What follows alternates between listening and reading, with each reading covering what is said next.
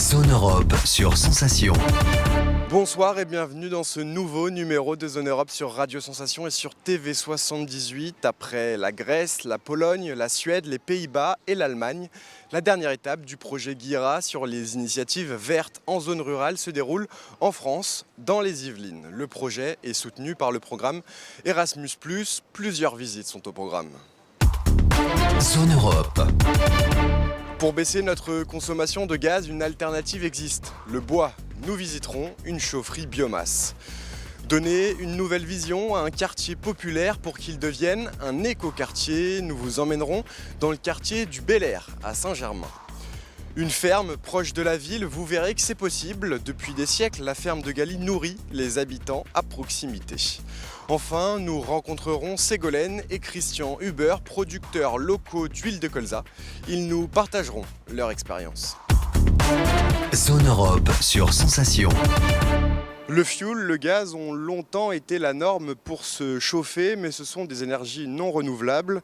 Quelles alternatives alors? Le bois, la chaufferie biomasse d'Enerley, inaugurée le 7 juillet 2016, approvisionne donc le réseau de chauffage urbain de la ville de Saint-Germain-en-Laye. Sa particularité donc, elle utilise le bois comme énergie et du bois, il n'en manque pas ici puisque la commune est recouverte aux 3/4 par la forêt domaniale. Je suis avec Stéphane Cravero, bonjour. Bonjour. Vous êtes donc responsable de l'unité opérationnelle de la chaufferie et vous êtes avec Claude Bastian, bonjour. Bonjour. Vous êtes donc référent biomasse. Claude Bastian, c'est quoi justement une chaufferie biomasse? Comment est-ce qu'on pourrait la définir? Alors, une chaufferie biomasse, c'est une chaufferie qui brûle des produits qui peuvent être soit agricoles, des amas de lin, de la paille, ou des produits du bois, donc des produits forestiers, ce qui est le cas ici. On peut aussi trouver des chaufferies biomasse qui recyclent du broyat d'élagage, du broyat de palettes et des bois d'emballage. Stéphane Cravero, on s'est longtemps chauffé au fioul et au gaz à Saint-Germain-en-Laye. Oui, on s'est longtemps chauffé au gaz, au fioul, et puis avant c'était le charbon. Et puis progressivement, la ville, depuis des décennies, est rentrée dans une politique de verdissement de son réseau de chaleur. Et puis donc du coup, on est passé en 2014-2015 avec cette chaufferie biomasse qui fait 6 MW et qui permet de faire au-delà de 50% de taux ENR, ce qui est assez notable. Et puis il y a 1 an et demi, on a complété cette énergie ENR par une géothermie. Donc c'est la ville qui progressivement verdit son réseau de plus en plus. Donc la géothermie, le bois, histoire d'être complet. Claude Bastian, le bois, on doit le brûler, j'imagine, pour créer de la chaleur. Quand on le brûle, ça crée du CO2. Donc en quoi est-ce que c'est plus vert de chauffer, d'utiliser le bois que le fioul ou le gaz? Alors effectivement, lorsqu'on brûle du bois, on crée du CO2, mais il faut savoir que ce CO2 passe dans un cycle de renouvellement et de captage. Il faut savoir aussi qu'on ne coupe pas de forêt pour brûler du bois. Ce sont des refus de houppiers, ce sont des connexes de scierie, donc ce qui ne peut pas être valorisé différemment et autrement, qui est brûlé dans ces chaufferies et donc qui est valorisé. Et donc ce bois, il est coupé uniquement dans une zone autour de Saint-Germain-en-Laye?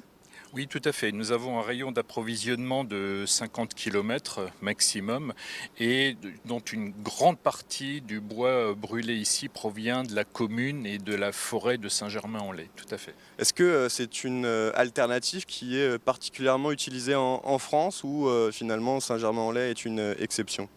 Ah non, il y a à peu près 500 chaufferies au bois de toute taille en France, vraiment de toute taille.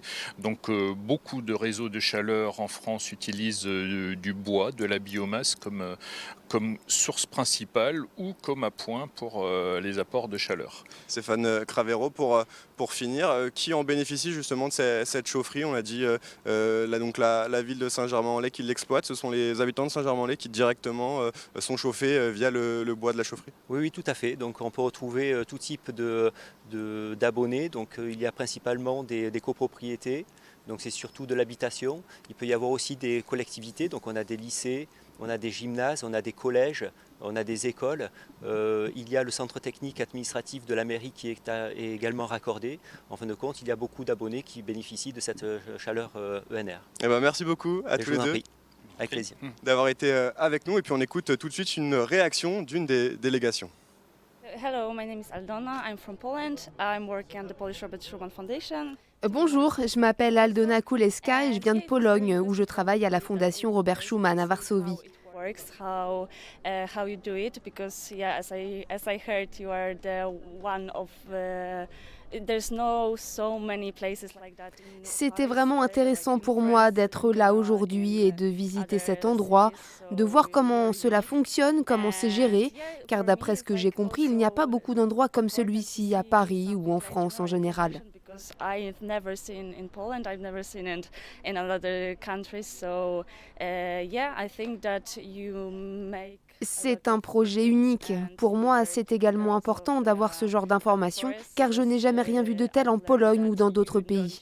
Oui, je pense que vous avez fait beaucoup de choses bien. Par ailleurs, j'ai appris que vous ne pratiquiez pas la déforestation pour les besoins du projet.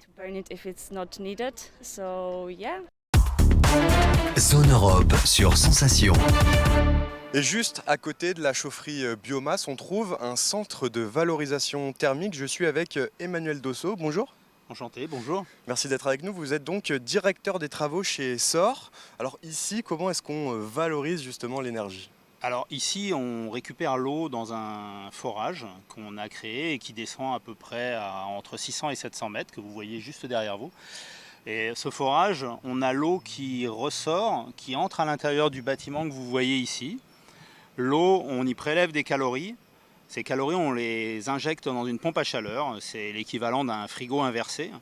Et on réinjecte ces calories qu'on a récupérées dans le réseau de chaleur de la ville de Saint-Germain pour réchauffer le réseau retour avant qu'il arrive à la chaufferie biomasse qui est juste derrière. Ensuite, l'eau dans laquelle on a prélevé les calories est une eau potable. Donc c'est une eau qu'on va réutiliser et qui va être injectée dans le système d'eau potable de la ville. Donc ça repart directement dans l'usine d'à côté où on va traiter autour d'une déferrisation avant sa réutilisation. Concrètement, au niveau énergétique, ça permet de gagner combien de... Alors au niveau énergétique, grosso modo, l'eau elle sort à 27 degrés ici. Et quand on y prélève des calories, quand elle ressort à 12 degrés. Elle repart à 12 degrés vers les réservoirs. Et donc on prélève la différence, c'est-à-dire à peu près 15 degrés de calories là-dessus. Et avec le retraitement des pompes à chaleur, on va réchauffer le réseau retour en général quand il arrive ce sont des équivalences, mais quand il arrive à 70 degrés, on peut le monter jusqu'à 75-80 degrés. Donc ça permet d'utiliser moins d'énergie dans la biomasse avec le bois de la chaufferie pour chauffer le réseau de chaleur. Alors ce centre de valorisation thermique, il est actif depuis 2021, si je ne me trompe pas. Il a démarré le Noël juste avant le 1er janvier 2021 et on était en service tout début 2021. Donc ça fait à peu près 1 an et demi qu'on fonctionne. Et ça fonctionne plutôt bien parce qu'on a eu quelques difficultés au départ à se mettre en phase sur le pilotage en tout cas, parce que c'est pour piloter les pompes à chaleur. Aujourd'hui, on pilote avec la demande de la biomasse et puis on a trouvé des modes de fonctionnement et aujourd'hui ça tourne quasiment tout seul. Merci beaucoup Emmanuel Dosso. Je rappelle donc que vous êtes directeur des travaux chez SOR et on écoute tout de suite une réaction d'une des délégations. Je m'appelle Theo André et je viens des Pays-Bas, de la région de la Frise. Je suis impressionné par ce que nous avons vu aujourd'hui. C'est vraiment un système très intéressant qui permet de créer de l'eau et de la chaleur pour la communauté locale.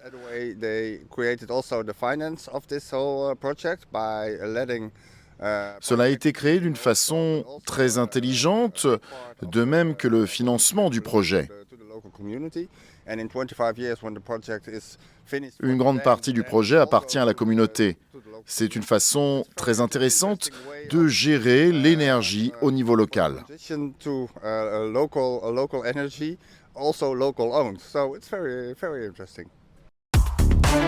Zone Europe sur Sensation.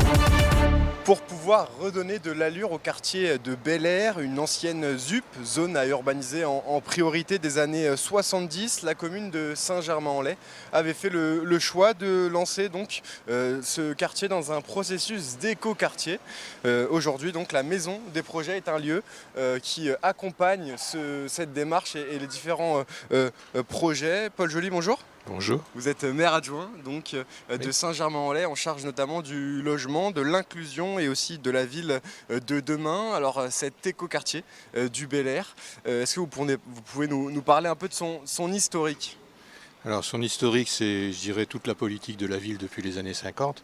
Comme vous l'avez précisé, on est ici dans un quartier qui fait à peu près 47 hectares. Il y a environ un peu plus de 5000 habitants. Et dans ce quartier, on a l'originalité d'être la dernière ZUP d'Île-de-France, avec une construction d'ailleurs d'un architecte qui s'appelle Talibert, qui était l'architecte du Parc des Princes. Il devait avoir un peu trop de béton. Il est venu vider ses derniers camions ici sur le Bel Air. Enfin, tout ça pour dire que cette zone à urbaniser en priorité, aujourd'hui, c'est aussi des images un peu négatives qu'on peut voir dans différentes villes de France. Le quartier du Bel Air, c'est un quartier populaire avec beaucoup de logements sociaux et donc une mixité sociale importante. Et je dirais que cette mixité sociale, ça peut être vu comme effectivement quelque chose de contraignant ou plutôt comme une opportunité sociétale. Et c'est un peu le regard qu'on a posé. Et donc comment redorer l'image un petit peu de ce quartier du Bel Air, effacer un peu ces arrière-pensées derrière les zones à urbaniser en priorité qui sont arrêtées en 1973 avec le préfet Guichard. Ça a été l'idée, c'était de lancer une démarche de labellisation écoquartier. Alors c'est vrai que cette démarche de labellisation écoquartier, elle s'imagine plus sur des quartiers récents, des quartiers neufs, d'ailleurs sur des quartiers, je dirais, de 3, 4, 5 hectares. On a d'autres écoquartiers à Saint-Germain-en-Laye, par exemple Lisières-Péraire, c'est un écoquartier. Ici, l'originalité, elle est double. Elle est d'abord parce qu'on a posé une démarche écoquartier sur un quartier existant où on a rentré dans un périmètre de 47 hectares, ce qui est énorme, et on a pu démontrer ainsi, dans cette démarche d'écoquartier, que tout le travail qui est fait par les différents maires successifs, les équipes municipales successives sur ce quartier, pour plutôt le positiver. Et c'est ce qui se passe aujourd'hui. Et parallèlement, donc c'est une démarche qui a débuté en 2019. Aujourd'hui, on rentre dans la phase 4 de labellisation. Dans la labellisation écoquartier, vous avez 4 labels, 1, 2, 3, 4. Et là, on va rentrer dans le label 4. On a le comité des experts qui vient au mois de juillet nous auditer pour cette phase 4. La deuxième chose importante sur cet écoquartier, c'est qu'on a mis en place en 2019 un projet qui s'appelle le projet Axiome, autour de fondamentaux, qui est de dire si on est bien chez soi, on est bien dans l'espace public. Pour être bien chez soi, il faut être en harmonie avec son intérieur. Et quelque part, être en harmonie avec son intérieur, ça s'apprend aussi. Et donc, on a des ateliers d'apprentissage. Et on a commencé par un premier tiers-lieu, qui est un logement pédagogique, qui nous a mis à disposition en partenariat avec le partenaire social I3F. Et puis, deuxième tiers-lieu pédagogique, on dira, c'est la Maison des Projets, qui correspond plus à l'espace public, dans lequel également on fait des ateliers, les habitants se retrouvent. On a un deuxième pilier Axiome, qui est le fait d'avoir des ambassadeurs du mieux vivre ensemble, et donc il y en a ici qui vont être présents tout à l'heure pour recevoir les communautés européennes. Alors justement, cette maison des projets, comment est-ce qu'elle accompagne ce processus d'écoquartier ? Qu'est-ce qui est organisé ici ? Alors dans la maison des projets, vous avez beaucoup d'ateliers, vous avez des expositions, vous avez des after-work, des discussions qui se passent, vous avez des gens du quartier qui donnent un peu de leur temps, un peu de leurs compétences au profit des autres. Il y a vraiment une grosse part de solidarité. C'est le but de ce projet Axiome, c'est un travail autour des solidarités et du développement durable. Et on fait beaucoup d'ateliers autour du développement durable et notamment des usages. En fait, ce qu'on veut démontrer ici sur ce quartier, c'est qu'il est possible de remettre de l'humain dans l'urbain. Bien, merci beaucoup, Paul Joly, d'avoir été avec nous. Je rappelle donc que vous êtes maire adjoint de Saint-Germain-en-Laye. On écoute tout de suite une des réactions des délégations. My name is Annika. I'm from Germany, being a political educator at the House of Europe. Je m'appelle Annika et je viens d'Allemagne et je suis éducatrice politique à la Maison de l'Europe de Bad Marienberg. Je pense que d'après la présentation de ce district de Saint-Germain-en-Laye, appelé Bel Air, et la façon dont il fonctionne, on peut dire que c'est un modèle durable. C'est ce dont nous avons besoin à l'ère du réchauffement climatique et de la crise globale planétaire. Vivre en ville devient de plus en plus difficile, mais quand j'écoute des idées à propos du verdissement général d'un quartier, en impliquant les habitants eux-mêmes, en les invitant à être plus participatifs, cela réchauffe mon cœur. J'espère réellement qu'avec des idées telles que celle-ci, nous pourrons affronter les difficultés et nous pourrons définitivement affronter l'avenir.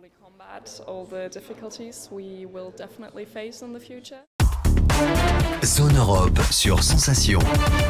Depuis 10 siècles, la ferme de Galy est posée ici, entre la forêt de Marly et les collines de Saint-Cyr-l'École, cultivée d'abord par des moines, puis par des laboureurs et des maraîchers, des terres dont la mission a toujours été de nourrir les populations alentours du mieux possible. La ferme de Galy est devenue ensuite les fermes de Galy pour devenir une marque qui totalise aujourd'hui un chiffre d'affaires de 55 millions d'euros et qui défend une autre vision de l'agriculture. Je suis avec Bruno Gancel. Bonjour. Bonjour à vous. Vous êtes responsable de la communication des fermes de Galy. Ces fermes ont aujourd'hui beaucoup évolué par rapport aux dernières années. Est-ce que vous pouvez nous parler des dernières évolutions de cette ferme de Galy ? Donc les fermes de Galy évoluent effectivement un petit peu tous les jours. On est sur nos fondamentaux qui sont des activités de production agricole. On est toujours agriculteur, producteur de grandes cultures blé et orge et puis de cultures spécialisées à la cueillette où on a une 60aine d'hectares de fruits, de fleurs et de légumes.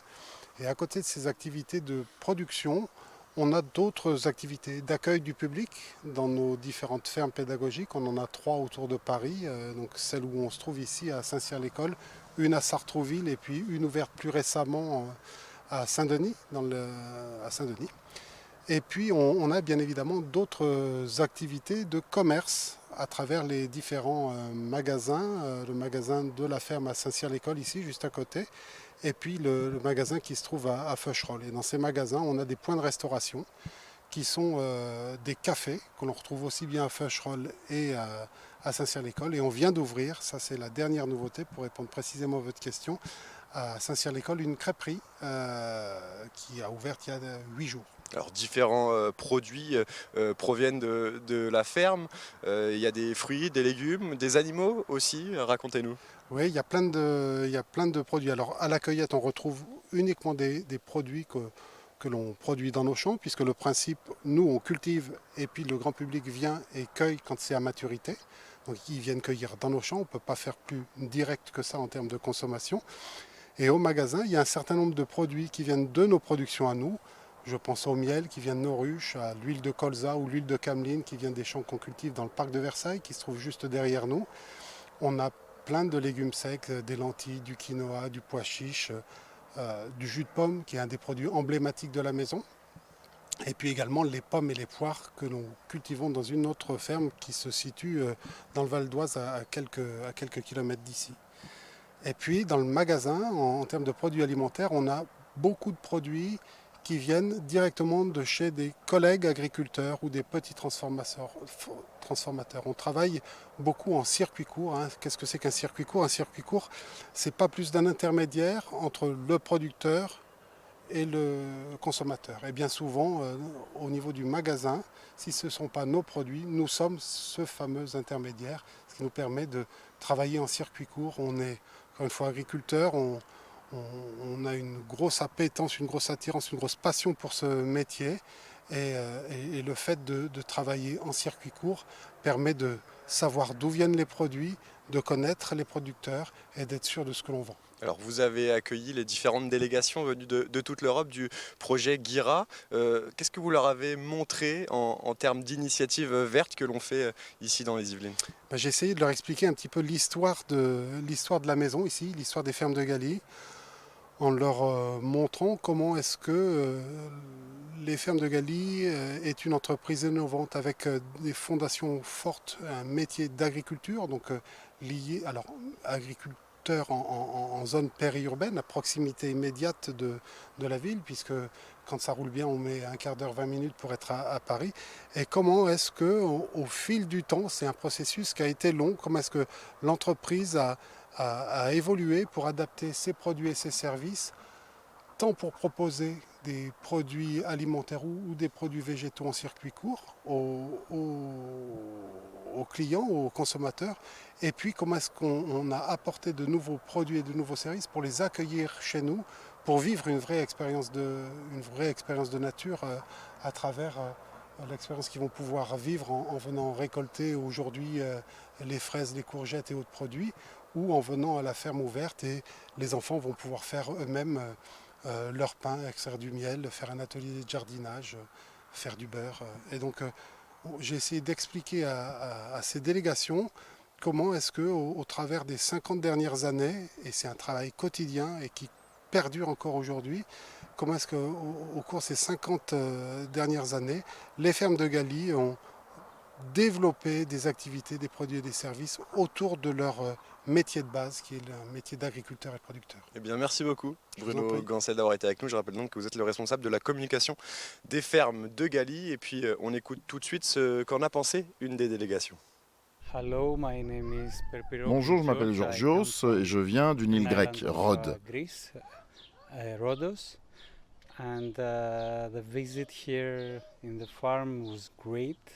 La visite à la ferme était géniale, riche en informations. Ça doit être réellement une expérience incroyable pour les enfants afin qu'ils comprennent d'où vient la nourriture sur la table et comment respecter la nature, en donnant, en prenant, en interagissant avec les animaux d'une façon vraiment durable.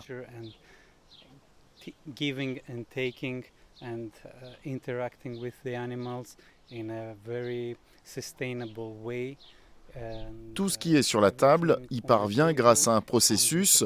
Ce n'est pas juste acheter des choses au supermarché, tout est un organisme vivant.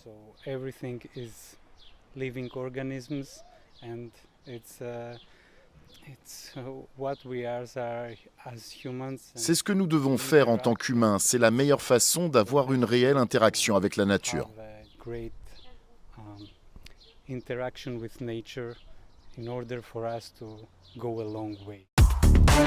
Zone Europe sur Sensation. Autre exemple de circuit court, à présent, l'huilerie de la plaine de Versailles, une exploitation agricole dirigée par Christian Huber, producteur et transformateur de colza. Son modèle d'exploitation vise à préserver la terre avec une agriculture de conservation des sols, une agriculture de précision et une agriculture certifiée à haute valeur environnementale. On en parle tout de suite. Christian Huber, bonjour. Bonjour, merci. Merci d'être avec nous dans Zone Europe. Alors, quelles sont les 4 principales valeurs de l'exploitation ? On a inventé une exploitation de grande culture, on va dire, typique du bassin parisien. Donc on produit du blé, du colza, de l'orge. Et depuis maintenant une vingtaine d'années, j'ai à cœur de transformer cette production pour la rendre directement utilisable par mes voisins. Voilà, donc on est vraiment dans le cœur du circuit court. Et donc, année après année, on a pris à cœur de transformer chaque produit. Et cet élan, finalement, j'ai embarqué d'autres voisins. Donc aujourd'hui, on est une trentaine de producteurs sous le nom de Huilerie Plaine de Versailles pour valoriser finalement leur production de leur ferme. Et donc les valeurs de ce groupement, Huilerie Plaine de Versailles, donc il y en a 4. La première, on est production uniquement des Yvelines, donc c'est notre département, à l'ouest de Paris. On rémunère finalement les exploitants de manière équitable. Donc on paye un juste prix pour que les exploitants puissent vivre avec du fruit de leur travail. 4e point, on produit tout selon des méthodes vertueuses pour l'environnement. Alors, c'est ma définition, mais ça comprend plusieurs labels connus ou moins connus qui ont tous un côté positif pour l'environnement. Donc avec toi biologique, j'en reviens pas, tout le monde le connaît. Mais avant d'être bio, il y a 3 années finalement de conversion. Donc c'est 3 années compliquées pour les producteurs. Donc on accompagne finalement ces producteurs de conversion vers l'agriculture biologique. Après, un autre système dans lequel on croit beaucoup, c'est tout ce qui est agriculture de conservation des sols. Donc c'est merveilleux pour l'environnement, c'est merveilleux pour l'érosion, pour le CO2, bref, ça a beaucoup d'autres vertus en complément de l'agriculture biologique. Et enfin, l'agriculture de précision aussi.